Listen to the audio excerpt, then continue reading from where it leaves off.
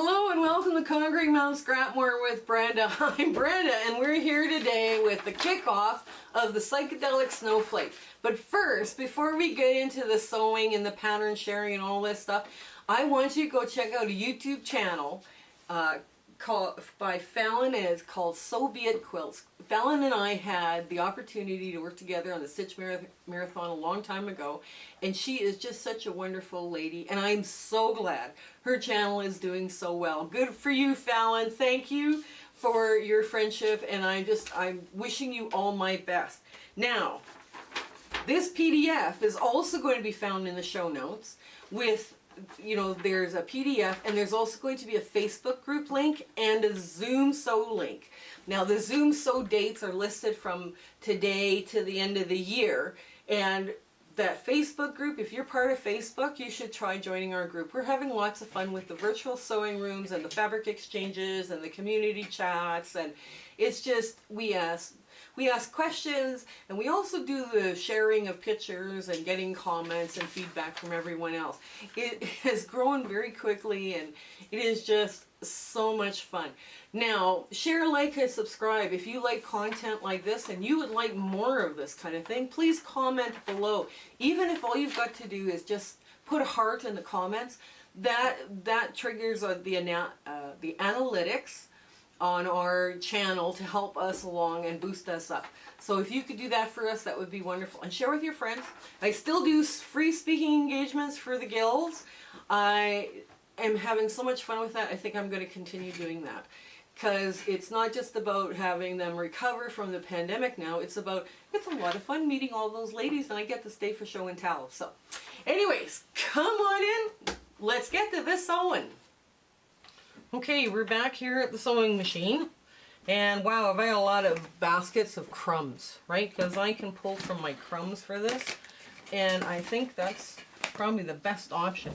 I also have a bag of black that's 1.5 inch strips, and that will be just absolutely the perfect thing for this project, because you're going to need a lot of little stuff too, right? So I'm just going to have that to one side here. You know, that looks, you can't even see it because it's black. It's black on black, I know.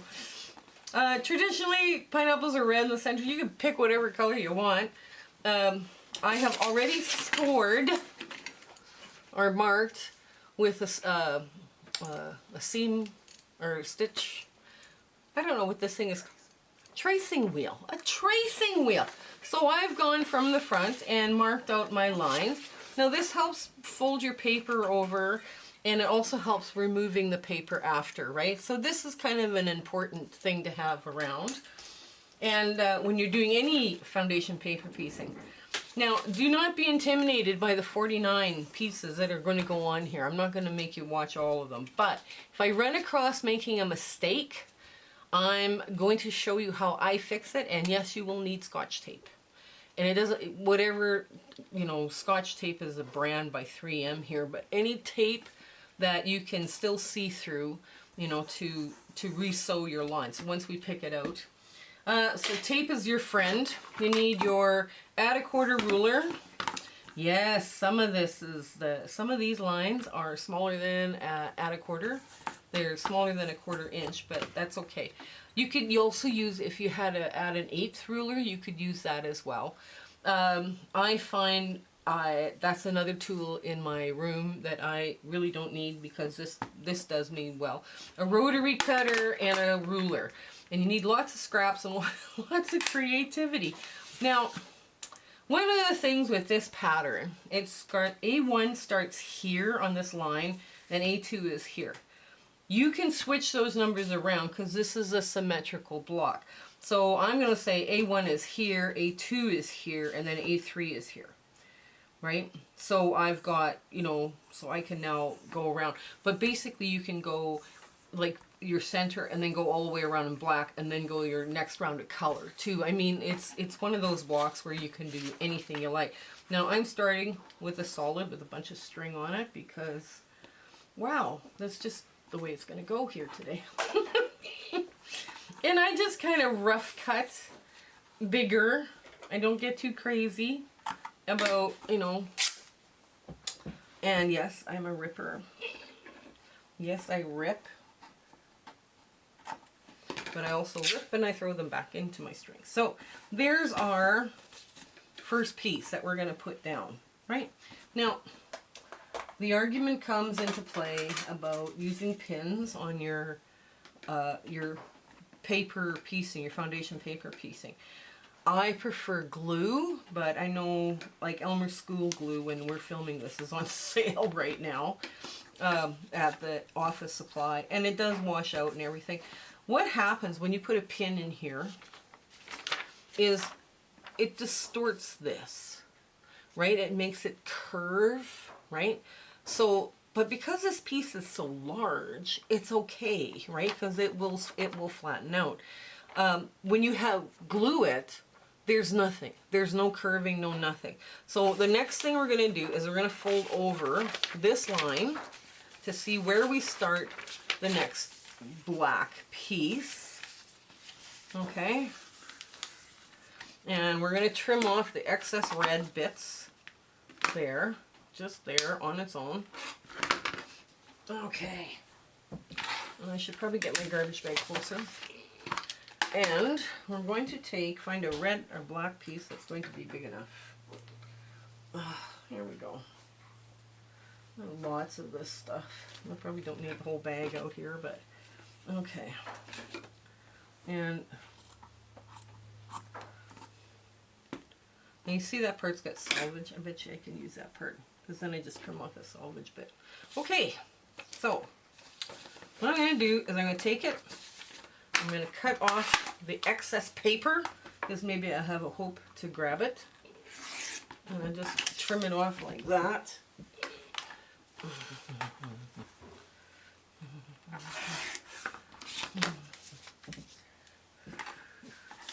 Yeah, these are pretty. I like these.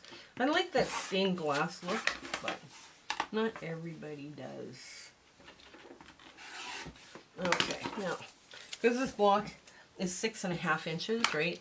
It's going to be a little bit larger than the norm. Okay, I'll get this out of the way a bit. Okay, now, so we line this up, and it's going to be a little big, and of course I got the wrong foot on. We're so excited to start this. Now, I'm going to pull out the vintage foot, because I can see better with the vintage foot on this machine. So I'm going to flip this over, I'm going to hold it in place and scoot it under. And of course you have to pull it a little bit. Okay, I'm going to scoot it under, and I'm going to make my first sewing line 1/4 inch away from where I need to start, and 1/4 inch past. Okay.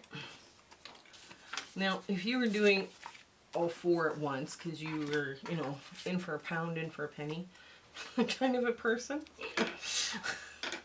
you would have the next one lined up and just go, right? But I'm, you know, like, nobody needs to see you make, you know, 4 of these. So this edge gets trimmed off. We're going to flip this over just to get this started. I'm going to pull my pin out because I don't need it anymore. And I'm going to go directly across. And I know that's not what the pattern says to do, but trust me, you want that red center stabilized. And it is a symmetrical one, so it really doesn't matter. You know, you would do, like what I would do, or what I'm going to be telling you is do all your, when you get into the other ones, you're going to find you've got some that are, okay, there we go, slip that under. You want to hold it in place until, and you can always peek under and check too, right?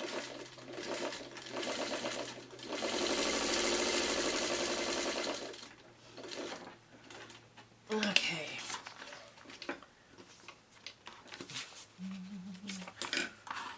Now the thing that's going to mess people up is sometimes when they're sewing, they have to know, like, this is number 1, 2, 3, and this inside line is what you're sewing, not the outside line. The outside line will come later, right?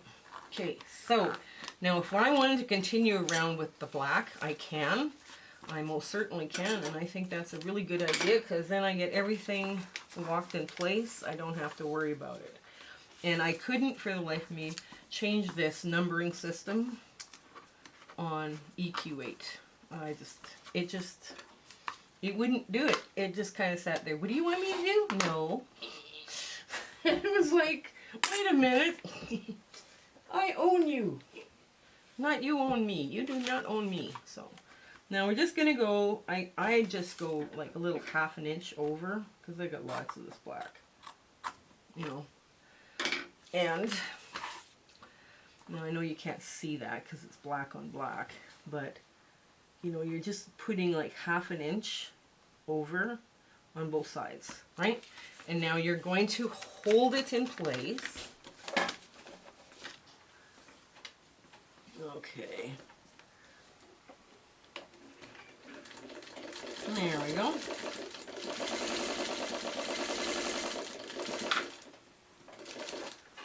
Okay. And, oh, I did make a mistake, so. And if I make one, I'm going to show you how to fix it. Okay. So now you just pull that out, because remember those are going to be pineappled off on the third round, right? So now, the last side, didn't matter how I did this. EQ8 was not going to number it the way I would sew it. So, when you get this pattern, keep that in mind.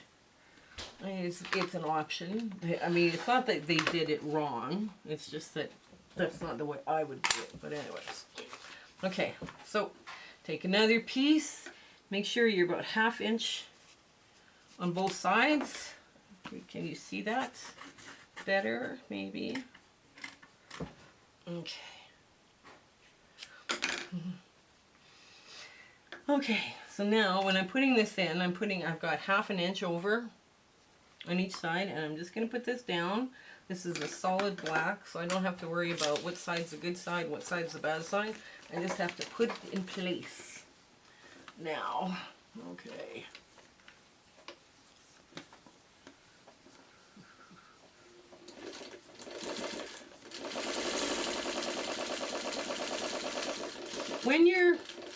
Now there'll be people that'll say, well, you could do this simpler on freezer paper.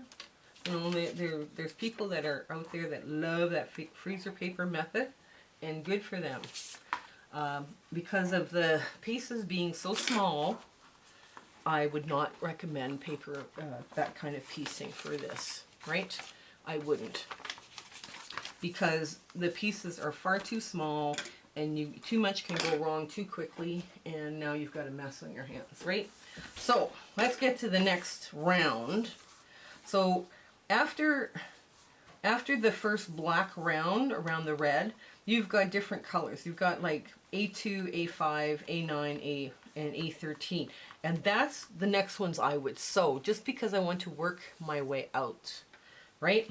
Now, so let's get the stuff here.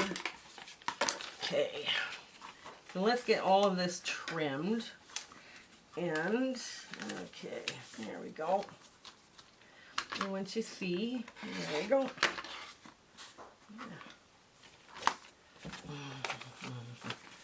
And across.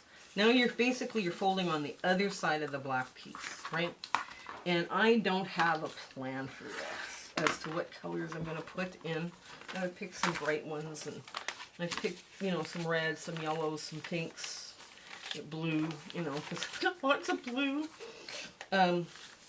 It's basically, think scrappy when you're doing this part. Now, if I would have cut my, if I had 1 inch strips, I could have used them. When we get into the actual blocks themselves, it's harder to place a long skinny strip and have it come out the right place than it is a short one. So let's get some different colors here going. Let's get some yellows. Oh, do I have a bright yellow? Yes, I do. Oh, that'll be perfect yellow. Yes, that's perfect yellow. That's perfect. Let's just trim that little, there's a little cut wow in there, so let's get that out. Okay. So, let's go like this. Yes, it's way too big, but you trim it off, right? Okay. Now this is easier to manage once you get, and you can peek under to see whether your yellow is still all lined up. And here we go.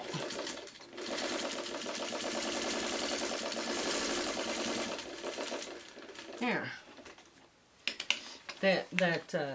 With the freezer paper method of foundation paper piecing may not work on this because it is so tiny. Yes. But okay, now, so that's one bright piece, and you can start to see how this is all going to come together. Now, do I have another bright piece I could put there? Yes, I do. Do I want to put it across? Yes, I do. And that way it's out of my stash. It's good. It's going. I can do whatever I would like. And none of this is on. I get rid of some weird pieces too while I'm doing this. And you check, you always make a quick check to make sure you haven't shifted something. There we go.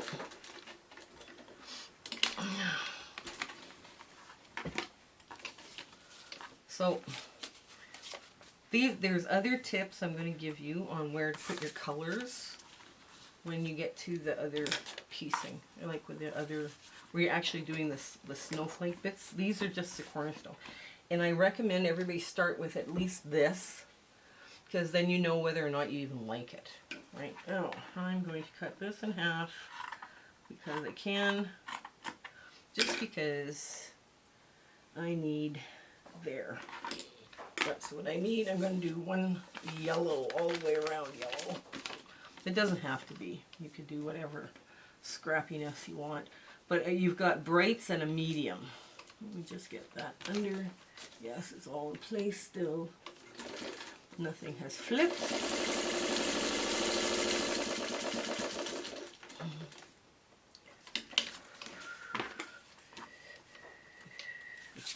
There.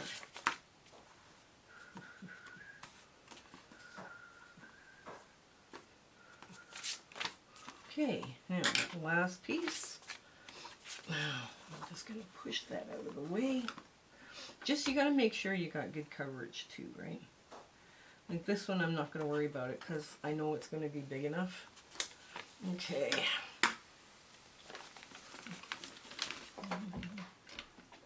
Okay, get that under.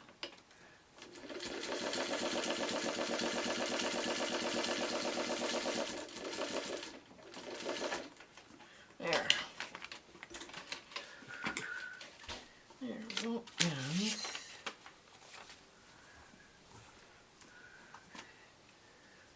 yeah, the fun thing about this is you can use any colors you want.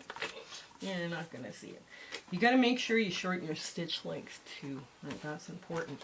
Now that looks just like nothing, right? It's not going to work. Nothing's going to work. The next lines you're going to sew is black. And it's these lines here. So what you want to do is you want to take your work and you want to fold it over right on the black. And this. Oops, I missed. Hang on. Oh my goodness, what have I done? I've totally messed up. There. Just like that. And take your time folding. Make sure you got the right line you're folding.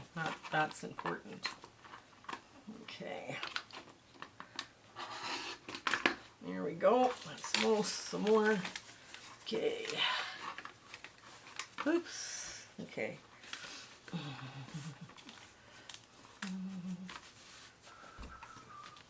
Oops, that doesn't look right. Oh yeah, it's okay. There we go. There.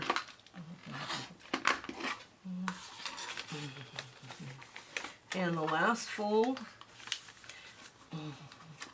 there's an inside line and an outside line when you're doing the black and that's what's going to mess you up. Now, there's another way of doing this. You can also, it's pretty obvious which ones are the black, but if you're getting confused with the color, crayons, right? Go get some crayons. Go get some crayons. It'll be fine. You'll be fine. So what I'm going to do is I'm going to look for bigger blacks, and here's a good one. There's a good piece, and you don't even have to, like, it's not in order or anything, right? You just have to remember you're sewing the inner line first on the black. There we go.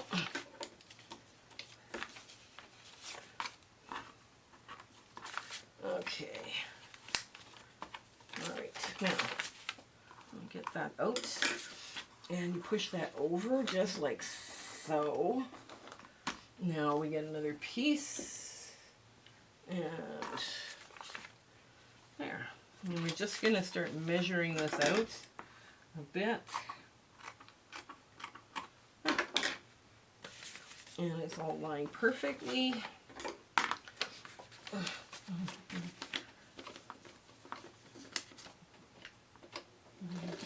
Oh, and my thread came unthreaded because my tail was too short. So what I'm going to do, I'm going to pause here. I think you guys have gotten enough of a hang of it where you cannot just go in rounds. Don't worry so much about, you know, what the numbers say. Like I say, I couldn't fix this if I tried the other night or the other day, and it wouldn't let me change the numbers. But it's just a small idiosyncrasy I have when it comes to asymmetrical blocks. If it's an asymmetrical block, if it's a symmetrical block like this, it doesn't matter how you sew it. It will work. Right? So, let's see. Now, you've got an absolutely perfect point, right, as you're sewing these. Right? And that point is perfect, that red point is perfect, and so is on the other side, right? So I'll just finish the last two, and then we'll cut, and then we'll get back for the ta-da moment. Okay. There. All right. Oops, there we go. I do find foundation paper piecing very relaxing. So that's one of those things that you do. You start with a sharp needle, and you know, off to the races you go, right? Kind of thing. So there we go. Another perfect red point. And that's got a lot of pop because of that yellow. And this one's too small. And that one's too small. Oh, this one. That was perfect. Nice and long. Okay, 1/2 inch on either side. Just so I've got good coverage. Okay.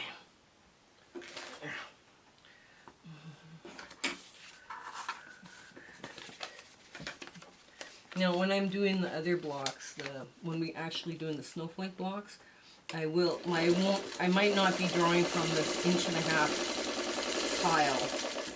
I know it had a lot of little stuff in there, so. Okay, so we got a couple of colors on here, and there we go. We got another perfect point for that red, right? And now we go out to where we have to trim next. So we're trimming this one, and this one, this one, and this one. Now it's going to create, let's see, where are we here?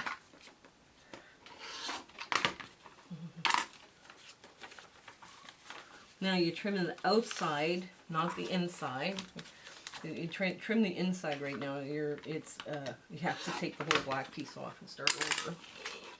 Okay, last two. There. No. So not the inside, the outside line. Okay.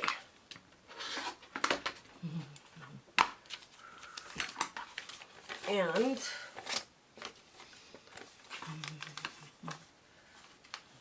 yeah, this paper gets really badly banged up and beaten. It looks like it had, you know, lost a war. time you're done, it's like, wow. Foundation paper piecing this intense is not kind to paper. I need a string. Let's get that rid of that. Okay, so now we're going to be piecing the next round. So I will meet you back here and we'll show you what we've got. Okay, this is our cornerstone of our block. Now, try one first. Don't, you know, it's going to finish at 6.5 unfinished, 6-inch finished, right? And you'll need 4 of these to make your quilt. Now, this quilt does not have the cornerstones on them, but you could see where this would go around. And we also are going to do a piece border with this technique, this stained glass technique. But it's one thing, when you're sewing on the black, it's the inside line. When you're sewing on a color, it's the outside line, right? Because normally foundation paper piece is sew, trim, sew, trim, press, sew, trim. You get into that rhythm, and like, you know, it's like you sew it and then you press it good with an iron. I know I was using my fingers, I know. And then you trim it, right? And you get into that rhythm of sew, trim, press. Well, when you're doing stained glass, it's the inside. When you're sewing on black, it's inside lines. When you're sewing on the color, it's the outside lines. And that tip will help you get through the 4 cornerstones and a good part of this quilt too, right? Because this quilt, you do it in like, there's six blocks or triangles that come together, right? So it'll be a little different. I know it was kind of intimidating, 49 pieces on a block, but look how cute this is. You could also just use this and make a quilt just out of these if you have enough little pieces, and it can be totally scrappy. You don't have to have your 4 colors, your 4 corners all the same, or all the pieces the same. I did this for that you would be able to see this better, you know, like how this all went together, because this is a round, and then there's a round that's offset, and then another round that's offset, right? So anyways, I hope you give this one a try. It is considered intermediate because there's a lot of fiddly little pieces, and I promised you that when I made a mistake on this and flipped it and I show you how to fix a mistake, well, I didn't make one, so I can't show you how to undo it. But if you had a mistake and you had to unpick something with your handy dandy stitch ripper, you unpick from the cloth side, not the paper side, right? And then you would use your tape. Where did it go? You tape to tape the paper side because it's already weakened quite a bit, and then you re-sew it, right? But tape is your friend on these, you know, so you'd always have it quite handy with you. Now, I didn't end up with too much wobbling, but this is really stiff. And this paper just got so beat up, it was like, yeah, okay. So anyways, I hope everything goes well for you, and we'll be putting the next block, one of these blocks, up next month. This is the block of the month, right? So it's a little extra video that we're going to put it the first of the month. So, okay, until we meet again, guys, take care. Bye. My husband and I would love to thank you for all of the amazing people that we have met along this crazy YouTube adventure that we've been having. We do free speaking engagements too, so if you're part of a guild and they're looking for, you know, people to talk and, you know, and chat with, you know, in their monthly meetings, tell them that I'm doing free ones just to help the guilds out, because it's been a tough time for the guilds as well. You know, share, like, and subscribe with your friends. You know, make sure that they're, you know, they get the word out on us. That's the best way you can do to help us out. So until we meet again, I want to thank you. Okay, goodbye.